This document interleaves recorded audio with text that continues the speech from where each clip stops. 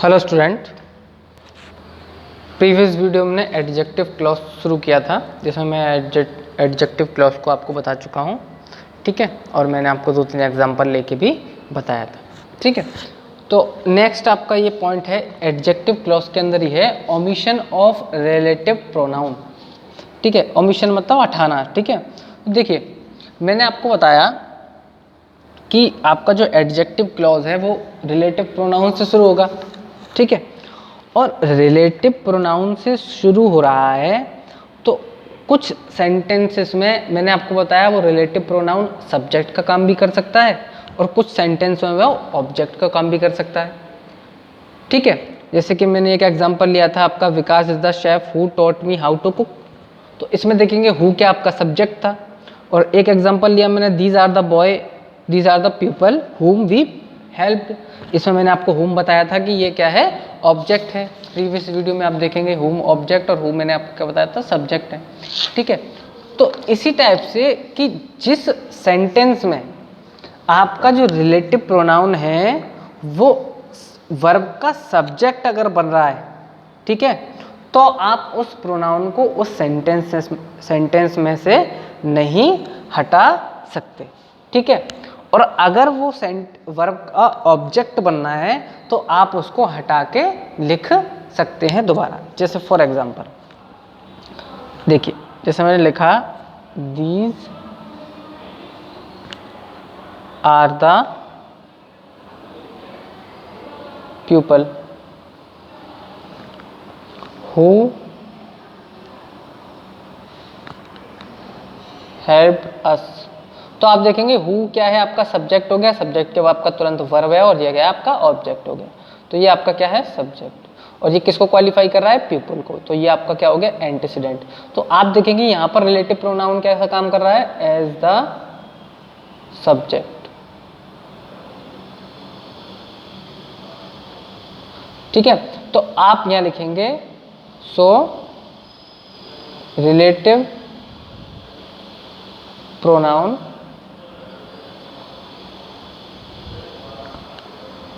Can not be omitted। अब आप इसको हटा नहीं सकते, आपको एज इट इज इसको लिखना ही पड़ेगा। एक सेंटेंस और लेता हूं मैं, जैसे कि these are the people whom we help. ठीक है, तो ये देखेंगे आप, ये सब्जेक्ट है, ये आपका वर्ब है और ये क्या है आपका ऑब्जेक्ट है, whom। ठीक है, ये आपका क्या हो गया, ऑब्जेक्ट हो गया। ठीक है, अब इस सेंटेंस में देखेंगे रिलेटिव प्रोनाउन ऑब्जेक्ट का बन रहा है, as the object so relative pronoun can be, या मे भी लिख लीजिए आप, मे बी omitted। आप इसको हटा भी सकते हैं और नहीं भी। तो देखिए इस सेंटेंस को आप दोबारा रिफ्रेश करके ऐसे लिख सकते हैं कि these are the people, people whom को हटा दीजिए आप, वी हेल्प। तो ये सेंटेंस भी आपका सही होगा, यहाँ पर भी यही सेंस निकलेगा जो सेंटेंस का निकल रहा था। ठीक है, तो क्या ध्यान रखना है आपको ओमिशन ऑफ रिलेटिव प्रोनाउन में, कि अगर रिलेटिव प्रोनाउन जो है आपका सब्जेक्ट बनना है सेंटेंस का, तब तो आप उस रिलेटिव प्रोनाउन को नहीं हटा सकते। ठीक है, अगर वो ऑब्जेक्ट बनना है रिलेटिव प्रोनाउन उस सेंटेंस में, तो आप उसको हटा सकते हैं। ठीक है, इसी टाइप से अगर मान लीजिए ये हो जाता आपके पास कि this is the house which या दैट। देखिए अब यहाँ पर मैंने, हाउस क्या है आपका, हाउस आपका थिंग है। ठीक है, पर्सन तो है नहीं, तो मैंने क्या बताया था, विच और दैट दोनों का यूज आप किसके लिए कर लेते हैं, थिंग के लिए कर लेते हैं। तो आप यहाँ पे विच भी लगा सकते हैं, दैट भी लगा सकते हैं, इसलिए ऑब्लिक लगा के मैंने दोनों लिख दिए। We are planning to buy. अब आप देखेंगे ये सब्जेक्ट है, ये आपका पूरा वर्ब, ये आपका हेल्पिंग वर्ब होगा, ये आपका पूरा मेन वर्ब होगा, और ये आपका एक्चुअली इन्फिनेटिव है, इसकी बात बाद में करेंगे। आप समझ सकते हैं कि ये पूरा वर्ब है, और ये यहाँ पर किसका काम करेगा, विच या दैट ऑब्जेक्ट का काम करेगा। तो इसमें भी ऑब्जेक्ट का अगर काम कर रहा है तो आप ये देखेंगे कि इस सेंटेंस को आप रिलेटिव प्रोनाउन को हटाकर कैसे लिख सकते हैं, this is the house we are planning to buy. तो ये जो आपका सेंटेंस है ये भी कैसा होगा, बिल्कुल ठीक होगा। ठीक है, क्यों हटा दिया, क्योंकि रिलेटिव प्रोनाउन इसमें क्या था, एडजेक्टिव का काम कर रहा था। तो इसके बाद आप पढ़ेंगे defining and non defining clause. ठीक है, एडजेक्टिव क्लॉज के अंदर ही चल रहा है ये सब, ध्यान रखना है आपको। ठीक है, नेक्स्ट पॉइंट है आपका, चलिए लिख लेते हैं।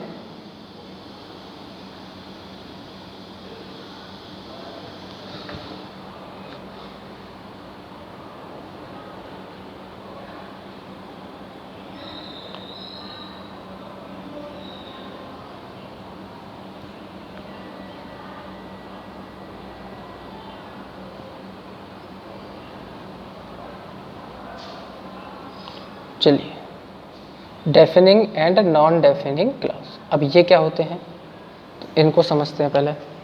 देखिए, मैंने लिखा ये sentence, the girls who are wearing caps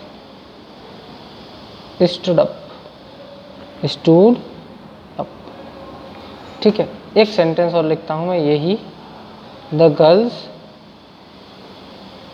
comma, ध्यान रखना है कॉमा लगा हुआ है, हु आर